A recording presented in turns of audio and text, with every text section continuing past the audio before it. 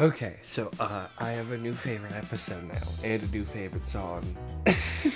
So you remember how when episode 5 and 6 came out, I was like, oh my god, these episodes were so much better than the last ones. I can't wait to see what the finale looks like. Holy fucking shit. This shit was crazy. I remember saying before that Hazbin Hotel had yet to like resonate with me on like an emotional level like other stories I love have. We got it. These episodes have been a ride. Absolute tearjerker, amazing, love it. Let's get right into it. So episode 7, we open with Lucifer going into a very not at all ominous warehouse. He gets guided, still assuming it's Charlie, because this is absolutely something Charlie would do. He gets lured into a cage, Vox comes out. Bruce still doesn't know his name. Bro had a whole song about his name. Bro still does not know it. And then Alistair's in there, and then Lucifer and Alistair start going back and forth, and Vox steps in like, this is my moment. This is my moment. Stop being gay. So we have that. Lucifer's like, you were a failure in life, you're a failure now. We transition into Brighter, which is Vox's backstory. And probably... It's so hard to say it's my favorite song. My favorite song has been changing like hour to hour since the finale came out. So we get to see Vox's backstory. Him climbing up through the ranks of his TV network by killing everybody. Him like genuinely being this charismatic mastermind climbing up through the ranks of his network. He eventually climbs up to the top. We see a lot of his kills. A lot of his kills are called back to Stayed Gone and like generally his powers. When he killed the CEO of the network, lightning struck his little pointer stick, which is very cool. Then he gets like full control of the network. He gets a bunch of new blood. He basically starts a TV cult, and then a TV falls on him, and he dies. And genuinely, I didn't see it the first time, but God, I did not expect his death to be that gruesome. Holy shit. So he's climbing the stairs in the V's tower, stepping on Charlie, then Lucifer, then Alistair, because of course he puts Alistair above Lucifer. He pulls out a little weather pointing stick, which I guess is part of his like power set, but I'm sorry, it really doesn't fit the rest of his design. It feels so out of place. I'm glad it's only for this music number, because you could have at least made it blue. If you made the lightning bolt blue, it would have been just fine, I think. But you had to keep it yellow. You know, it's whatever. So he climbs up, and then he steps on his TV throne, and the song ends. And then we cut to Vaggie and Charlie. Charlie can't get in touch with Lucifer. She has sent him several like duck emojis as an apology, and then and one of the memes she sent is, I sent you my duck, please respond. TV comes on. It starts with Angel Dust trashing the hotel. Everyone is just confused. Then Vox has his speech. Of course I didn't write anything down about his speech. You know, it's just his typical propaganda shit. He unveils his weapon that is very obviously compensating for something. He calls the weapon the Might of Lilith. Oh, he named it after her. I don't like it. So he decides to like prepare a warning shot. Pulls from Lucifer, fires it at the gates, breaks through the barrier, blows the gate straight off its hinges. Round and round and round. And they fall down. One of them knocks out the clock, which is really, really cool. I like. He streams to heaven, gives us like a huge ultimatum. Everyone's freaking out. Sarah goes to pray. There's a church. Very cool, in the house of the speaker. I like that. Pat just sneaks past everybody, talks with Sarah. Sarah's like, can you even comprehend what I am? What is expected of me? And Pencha says, you just look like someone who could use a friend to talk to. I love Penchas in this season. He's just this force of humanity. Because, you know, heaven, they're so used to seeing, like, the good and only the good of people, that someone with, like, a more broad perspective on, like, the flawed nature of humanity is a breath of fresh air and something Sarah absolutely needs. So Sarah opens up a better purpose. Her purpose is to enforce the judgment, nurture and protect those deserving, preserve the separation between the righteous and the wicked. There was never supposed to be any doubt who was worthy of heaven. And then Pngtuber showed up, and so it's throwing everything she ever thought she knew into a spiral. And then she says, how are they supposed to believe that humans have enough innate goodness in them to be redeemed when they're also capable of such vile things like this? Pngtuber just says they're scared, and then we go into live to live, which is absolutely heart-wrenching. How, you know, when you fear enough for your life, you're willing to do anything just to survive. We get a reprise of It Starts With Sorry. How does a guilty soul shed their sin? It starts with sorry. Which is very sweet. I did not expect It Starts With Sorry to be reprised, but I love it. It was so sweet seeing Pngtuber follow in Charlie's footsteps. Because I'll probably talk about it more when we get to the finale, but just seeing how Charlie echoes throughout the story is so just mistakes are innate to being human and alive. Very nice line. Then we cut back to Vox having a call with Velvet. Val's still pissed at him. Vox is still going on about his plan, this, that. The V's are getting more and more fed up with his bullshit. So they get off the call. Alistair's like, she's right, you know. You're nothing without anyone else, which is interesting coming from the guy who is nothing without the deals he's made with other people. I'm sure Alistair's fully aware that he wouldn't have gotten this far without making deals with others and working with others, but he's saying that specifically to get under Vox's skin.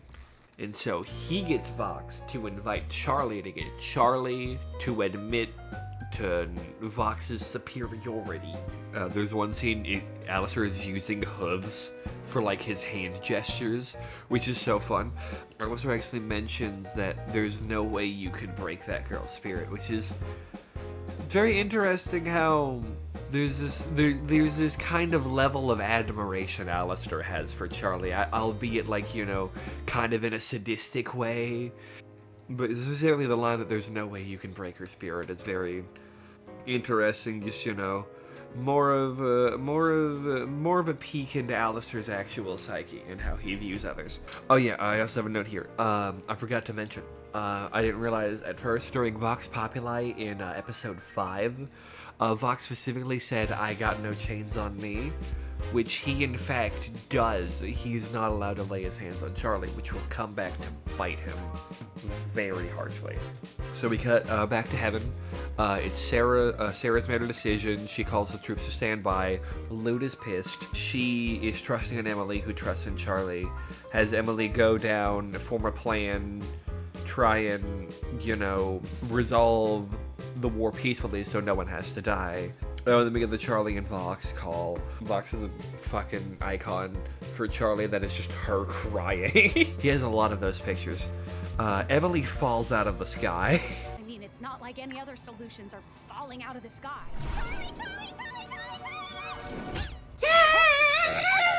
So they talk about they can now prove that redemption works, and they have to make like a broadcast to like video stream Pngtuber down to hell so that they can see that he's in there. So Pngtuber can't leave heaven, but Abel and Adam and the Exorcist can. I'm genuinely curious what the difference is. Like, is it just a divine ordainment thing, or, you know? I don't know. Maybe that'll get explained later, or maybe it's just we're supposed to kind of just get that from context clues. The Exorcists have like special clearance. We get to reveal Baxter actually designed Vox's broadcasting system. They've actually been pirating like Heaven and Earth's TV channels, and he decides to help them and, you know, endanger his status in Vox Tech because they were nice to him, basically. They made sure he was welcome and cared for, which is, more than Vox Tech ever really did. I think of my reaction partner, he mentioned he kind of wished that he had more of a reason, but it's enough reason. He just kind of wished we got to see more of him warming up to the hotel, but we couldn't. Time. We need more episodes. We need more time. Amazon, please, I beg you. So Baxter and Pengtuber are teaming up again. There's a little funny gag with Rooster joining and then unjoining. Then we go into When I Think About the Future. We got a bunch of different motifs in it. What are those undiscernible letters I just wrote? So we got motifs of Once We Get Up There. The fuck is DY? Oh, Don't You Forget. That's what DIYF stands for. Motifs and lay motifs of Once We Get Up There, Don't You Forget, and Gravity. There might be more, but those are the ones that stood out for me. The hotel. I just wrote the hotel. It's just the hotel rallying together. If we plot the right maneuvers. There's this one scene with Husk pouring alcohol from a glass back into a bottle.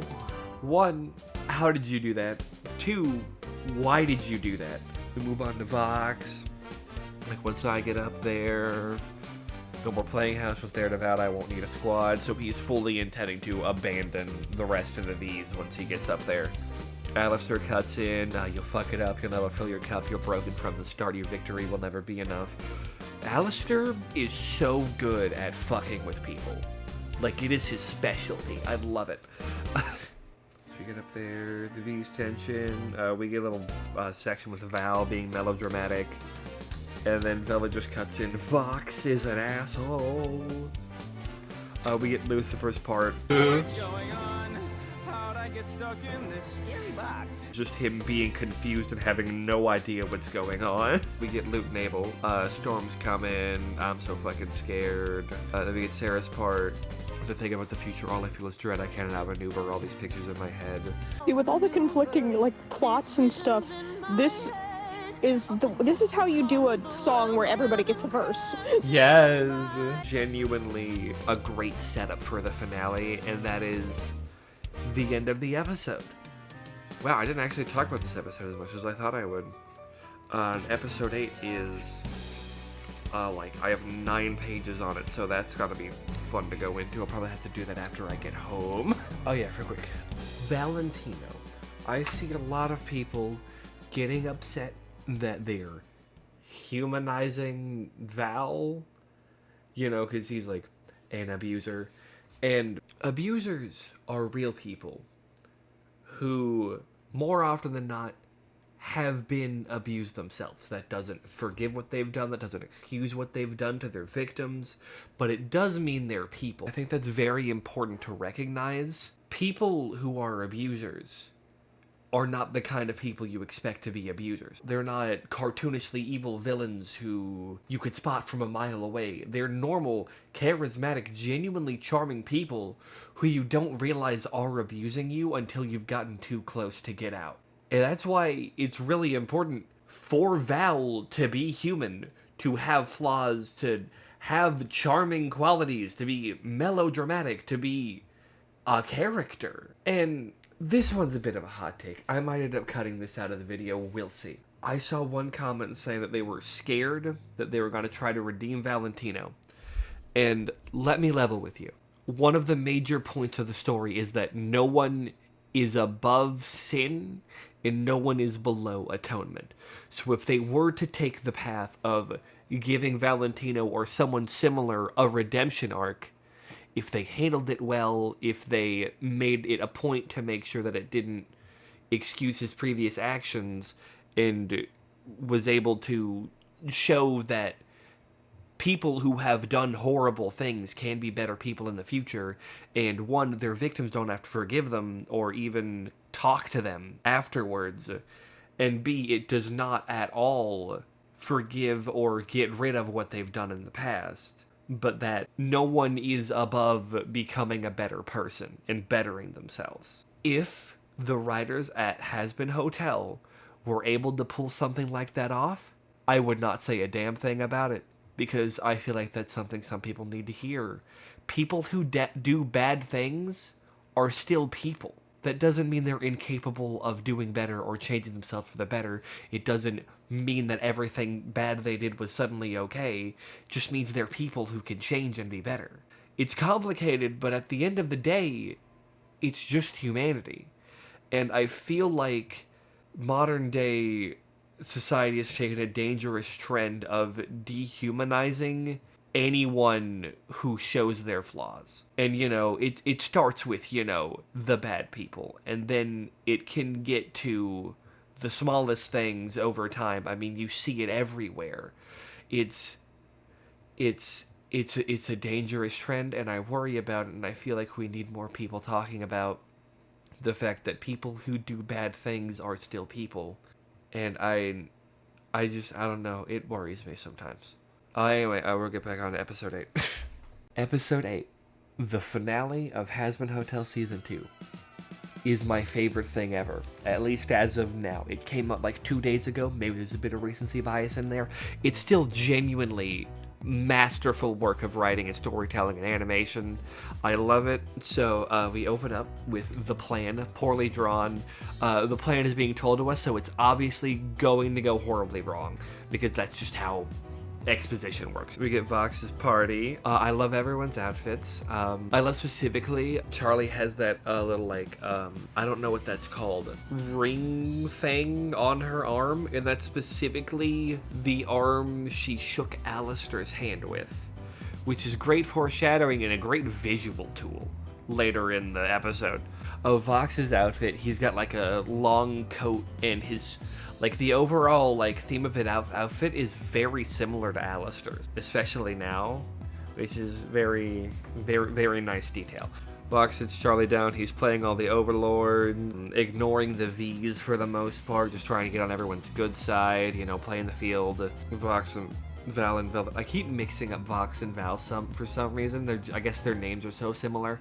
Valentino and Velvet are not having fun with that. Vox sits Charlie between him and the V's. Val and Velvet are pissed. That is their last straw. They get the fuck up and walk off. Carmelie and Vaggie have a back and forth. How safe do you think you and your girls will be then? I cannot help you. Can everybody stop manipulating her with her children? Then we get Vox gloating to Charlie, just, bringing up all of the pictures of her crying. Charlie's having so much fun with it. Emily does a code, the pangolins have landed, and Husk is like, the fuck does that mean? And then she's like, they're distracted, and he's like, just fucking say that. I love it when people make fun of TV tropes. Vaxter hacks in, he disables the camera. I guess they couldn't disable Shockwave's camera though, so they know. I think the shark relays it at some point. I guess Vox just doesn't listen because he's really caught off guard by it later. Husk and Sherry find Angel drunk, just such a shell of himself.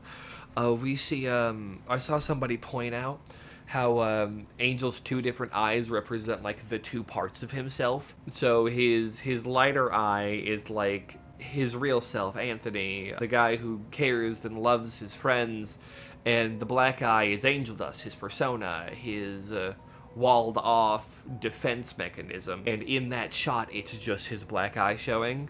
Credit to I'll put her name up because I don't remember it, but I'll put her name up here. She's the one who pointed that out. I saw it on a YouTube short. You've probably already seen her content because she's pretty proud of it, but if you haven't, go look at her stuff. She's pretty cool. Baxter's hacker lingo consists of copy, paste, and highlight. Another making fun of hacking into systems tropes like that. So he gets into the system, and then Charlie gets up and then starts a presentation. Vox calls to Val and Velvet, but they're already gone because they left forever ago. So Vox sends a shockwave to the servers to try and get Baxter out, and Baxter just unplugs it. Ooh. I don't think so. God, I love Baxter. He's so fun. So Charlie's fully hijacked the party. Oh, did I mention they're having a party? I was really bad taking notes for episode 7. I'm so sorry. Charlie's little presentation. It is my presentation, and under it says add subtitle. The file for the presentation is also Charlie Presentations /Final 2 version 1 /Final for real Z.slideshow. And that is exactly how I title my edits. We get Vaggie trying to break and destroy the weapon while everyone's distracted. Was there thoughts about this? Well, he looks at me, and I look at him, and he looks at me, and I look at him. Or do I? She runs into Lucifer. Lucifer's like, oh, hey. Still doesn't know her name. I really want an arc of Lucifer finally getting Vaggie's name right. I would love to see, like, an arc of him, like, as he cares about Charlie and Charlie gets him to care more about the sinners, and so he starts remembering their names and stuff. That would be nice. But, you know, that's season 3 and onward kind of stuff. Lucifer asks, is Charlie still mad at me? Vaggie doesn't respond to that and just says, don't worry, I'll get you out of here. Which is interesting. Really nice little tiny detail. Vox tries to step in, get back the presentation. Fuck it really hard. This is my Wait, it glitched. I didn't see it, please. And right as they try to connect to Pentious, Velvet shows up. Lars Baxter waits, so they're unable to connect with Pentious. So they're just kind of sitting there. And so, you know, the video fails. Nifty had so much opportunity to just press the button, which is a little bit infuriating. I would have liked to see them, like, move a little faster. So it could show that, like, that she didn't have time, but they lingered on the shot too long that it felt like she had enough time to just press the fucking button because she was right by the laptop. You know, minor grievances, though. Compared to, like, the rest of the finale, it's really small stuff. Nifty starts fighting Velvet to defend Baxter. I didn't realize Nifty was, like, this capable. We see later in Hear My Hope that she has, like, powers to helping. She has powers to help, like, seal away the angelic weapon, which only the overlords and, like, Charlie and Emily were able to have. So Nifty was clearly an overlord, probably one of the weaker ones, but she's still an overlord. And I honestly had no fucking clue. That's crazy. You know, the tiny shit that, you know, isn't fully mentioned but is, like, revealed offhandedly. I love that. I love a little exposition because, you know, it's not, we don't need to know she's an overlord, but it's nice to have little details that show us that she was. Very good, like, what's the word? Very good show not tell exposition. Because, you know, it's not something we need to be told. It's not something important to the story, so it's just kind of shown to us in, like, a few scenes. Then we cut to Angel. Husk and Cherry saving Angel. Husk calls it Angel Legs, which is really nice. It's a really fun nickname. Angel is drunk off his ass and is hypnotized, so he does not want to go. Starts throwing drinks. Cherry scoops him up in a bag, and Husk is like, what the fuck are you doing? Husk cares so much about Angel. I love it. And Cherry's like, trust me, you'll thank me later. You're gonna need the vomit sack. And then immediately Angel's like, I need to puke. Valentino shows up with his Fizzarelli ripoff bot. They start fighting. Then we cut to Emily trying to save the presentation. She's like, heaven believes in you, that we don't want to fight you anymore. We believe everyone is capable of redemption, and so we don't want to kill anyone else down here. And Zizi, like, just points to herself like, me? Me? Redeemable? Are you sure? So she tries to talk to them, but it doesn't work because Vox has already hypnotized everyone except the overlords. Something I also didn't realize, I thought Emily could lay the smack down on Vox because, you know, she was a seraphim. That girl has not fought a day in her life. She doesn't know what she's doing. Ain't no way she's taken on a fucking overlord. You know, small, minor lapse in judgment on my part there. We get more of the V's fight. Husk moveset. Love Husk moveset. Love all the magic tricks he does. He has, like, one of the most, like, he has the most varied moveset out of, like, all of the overlords we've seen fight, which is, I love it. I love it. The little Fizzarelli ripoff bot. I don't remember the name for the life of me. I'll put it up here if I can see. Cherry knocks it out with a bottle. A bit anticlimactic. They made a similar mistake in Hell of a Boss episode 1 where Millie got knocked out with, like, just, like, the most half-ass swing of a bottle. You know, listen, getting hit by a beer bottle fucking hurts. I mean, I've never been hit by one, but that solid glass and that shattering on you, that shit fucking hurts. It's just, it was not portrayed like it hurt like hell, like it would have. you know? So Vox tries to get Charlie to broadcast, admit he was right, that he's the strongest in hell now, and Alistair cashes in his favor to get Charlie to say that he's the strongest sinner of hell. So it breaks him out of the deal with Rosie. And shortly after that, Vox is like, thank you, puts his hands on her. So Alistair is now completely free, which is terrifying. I'm scared. They have a little bit of a back and forth. Alistair's like, I knew you'd fuck it up. You're always doing that weird hand thing, you fucking creep. I swear to God, if I can find the picture, I'll show it. Alistair has done the same exact thing before, so he has no room to talk. So, Vox and Alistair start throwing down. Vox has his, like, full-on, like, overlord demon form. It's so cool. It's so fucking cool. So they, like, throw each other around the block. Like, everywhere, throwing cars and trucks at each other, throwing each other through buildings. Alistair slices Vox in half at one point. Alistair gets Vox against the wall. He calls Shockwave. Shockwave shows up. Daddy's status injured.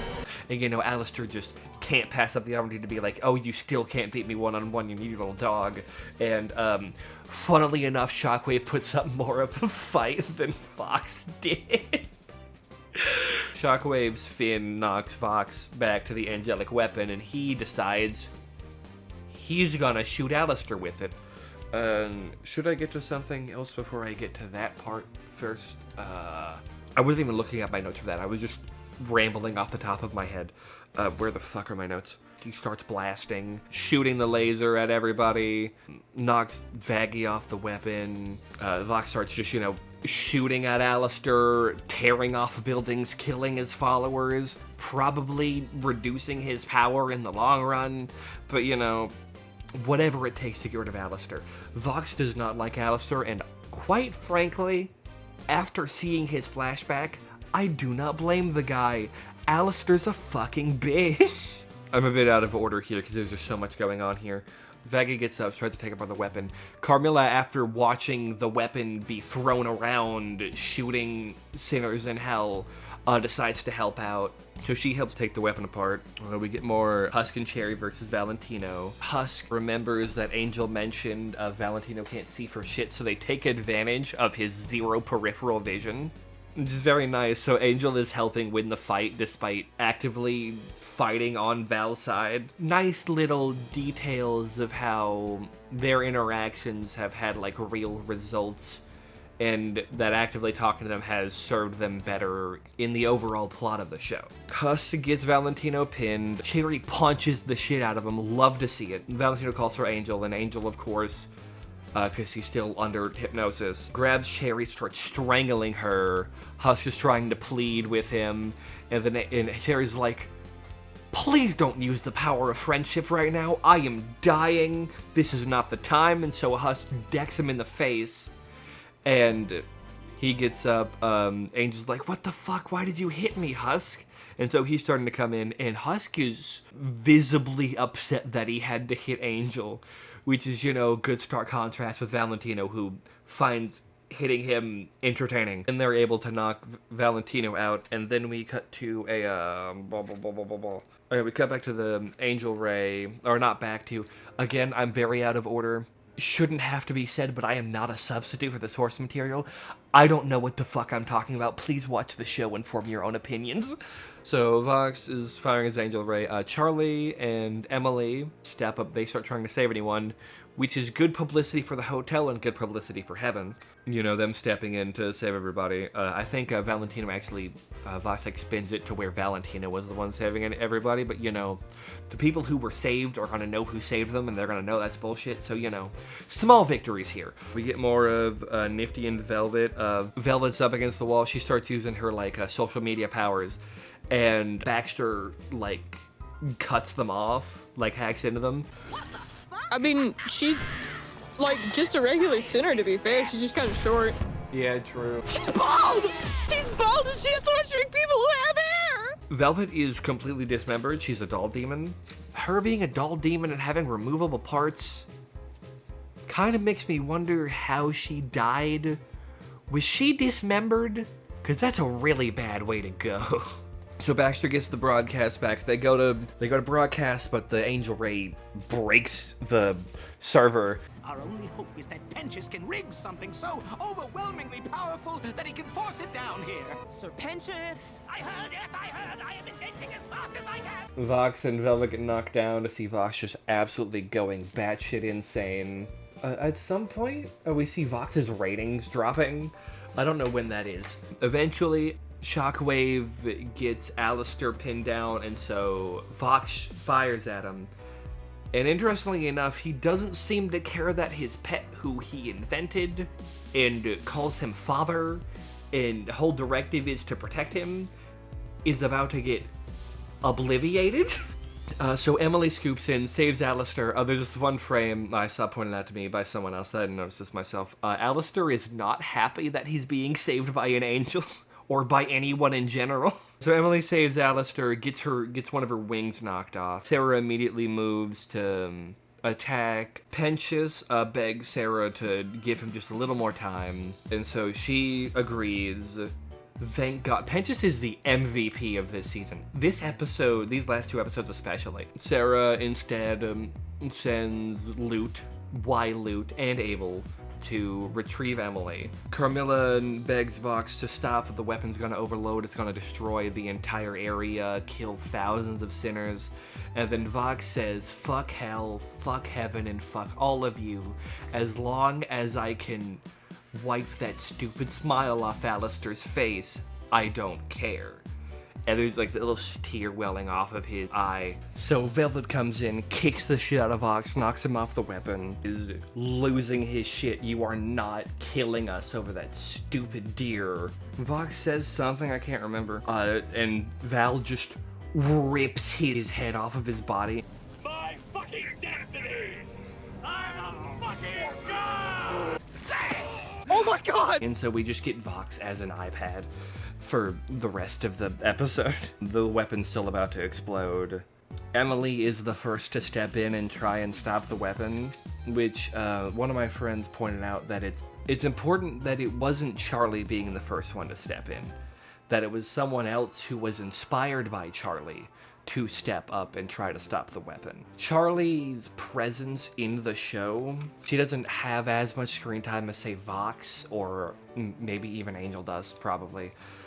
But her actions echo throughout heaven and hell. She challenged heaven in court, brought the extermination to everyone's attention.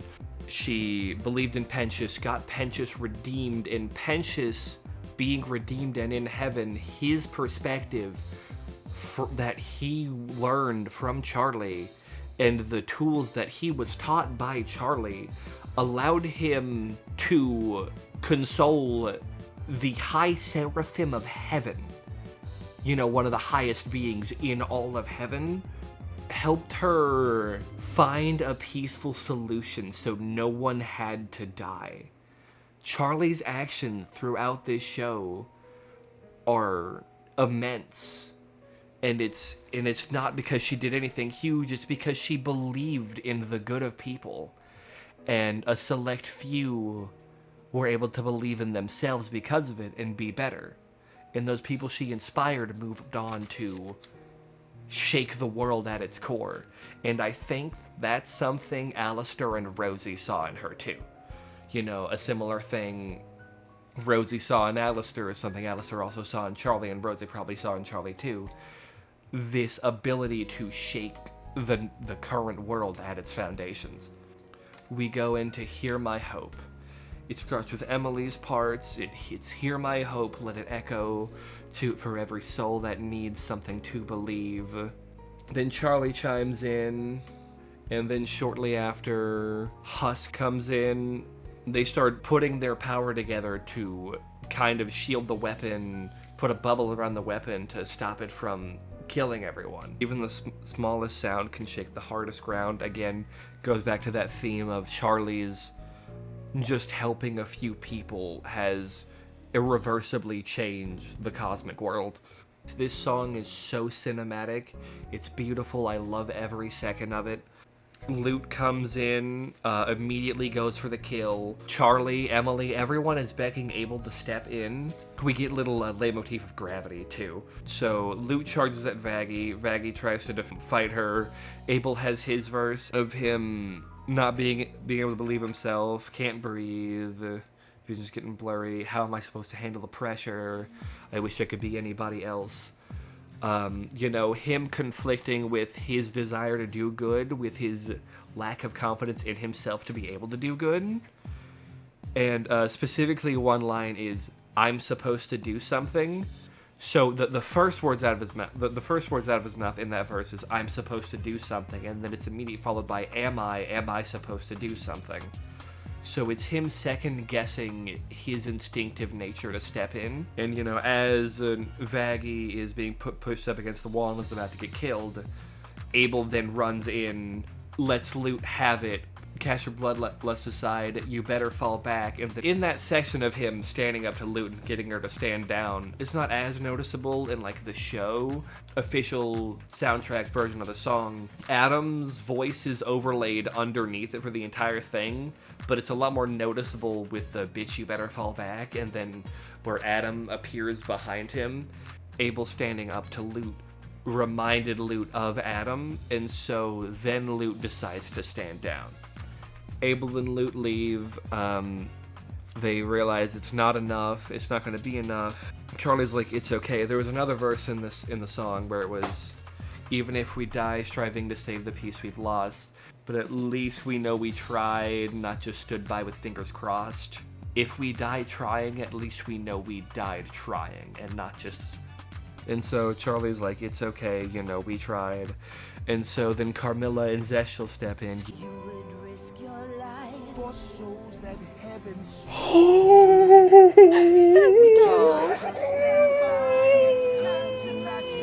Carmilla and Zesh'll stand in, and then the other overlords step in, joining their powers.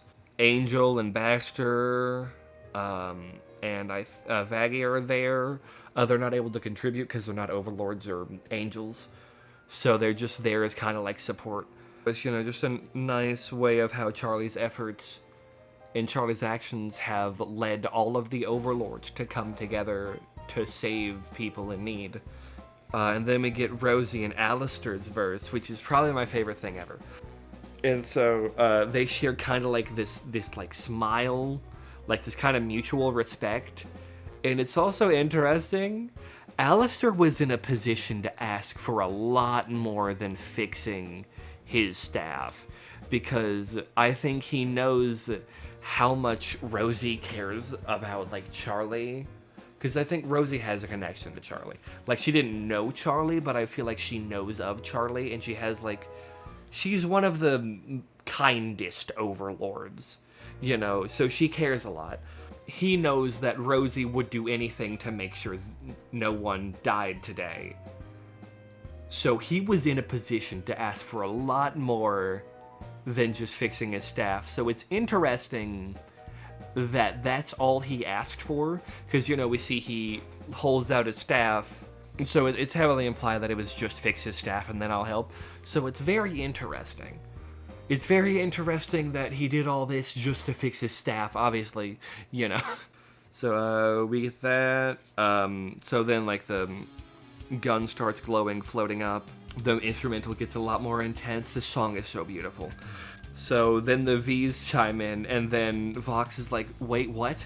Hold on, what the fuck is happening? Just, you know, Vox just watching as everyone just kind of destroys his entire efforts. So, you know, they all come together. They get the weapon to go away. So Zizi's like, we're never going to talk about what happened here, right? And everyone just agrees and walks off. Zesh'll and Camilla have a nice moment. Lucifer climbs out. No one except Vaggie knew he was down there, which is really funny. So Pengtuber finally gets his broadcast out. Sorry, I'm rushing because I don't want my Pngtuber model to break while I'm recording this. I'm a bit in a rush. Pengtuber finally gets the broadcast, you know, after they resolve the whole issue. Terry and Pengtuber have a nice little talk. Sarah and Emily reunite. Really sweet hug between them. Angel's going back to Husk and Cherry plea with him, but he can't forgive himself. He's grappling with the fact that he has had no control over what has been happening lately, or even over himself. You know, he's like, I don't have a choice. The last choice I made was when I signed my soul to Val. And so he walks off. Husk is upset, and, you know, that's the hard part about progress, you know. It's never a clean line. You're gonna go back, things are gonna hit you, you're gonna backslide, relapse, all that. You know, it's just a sad note to end on, but, you know, it's necessary. Husk please, and Angel is like, I'm sorry, just forget you ever knew me. So then we go to, like, the ending monologue. It's Charlie having voicemail with Lilith. Al's still staying at the hotel, possibly for Lucifer, because it says he found something to entertain himself and it pans over to Lucifer, so I think that's pretty straightforward. Vaggie is now the hotel manager, and she has dropped the E in her name, and that is it. And I worry some people might have, like, a genuine issue with this. I think it's perfect, because it is her name, and so she has made it her own while still keeping, you know, the history it has. And, you know, that's her decision, and it's very nice. And, you know, she's a character in a show. If she changed her name at the end of season 2 to something completely different, it would be a bit hard to adjust and everything. So, you know, I love it. I really like it. So when the V's were able to spin what happened, they doctored the images to show Valentino saving everyone instead of Emily and Charlie. Then the broadcast ends with, Voxtech, we may have to change our company name. We see the hotel is booming. Everyone is here. There's so many people here, and for the right reasons. We see Emily sending letters between Cherry and Penches. She has a metal wing now, a metal prosthetic for her wing, which is really nice. They have a welcome redeemed sign over the gate as they're trying to fix it. Penches says they're actually trying to fix it too. Lute is still hallucinating Adam, so her arc is not over yet at all. Abel kind of stares at his helmet as Lute flies away, kind of processing what he's capable of. Charlie's like, Vox tried to tell me that tried to convince me that your dream is different from what I remember. But if you saw what we were doing here, I think you'd be proud. Dad is proud, which is really nice. You know, I'm just glad to see Charlie reconnected with her family and all that. She puts the phone down and immediately gets a call back. And she says, Mom. So, is it actually Lilith? I don't know, but that is where we end the show. That is where the season ends. God damn it. So we don't necessarily know if it was Lilith, because, you know, she did the same thing when Vox called up, so it could just be her freaking out, you know. But, you know, we'll see come season 3.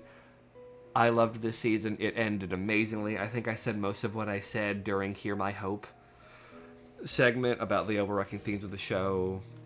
People are capable of changing themselves and bettering themselves, and all it takes is someone believing in them.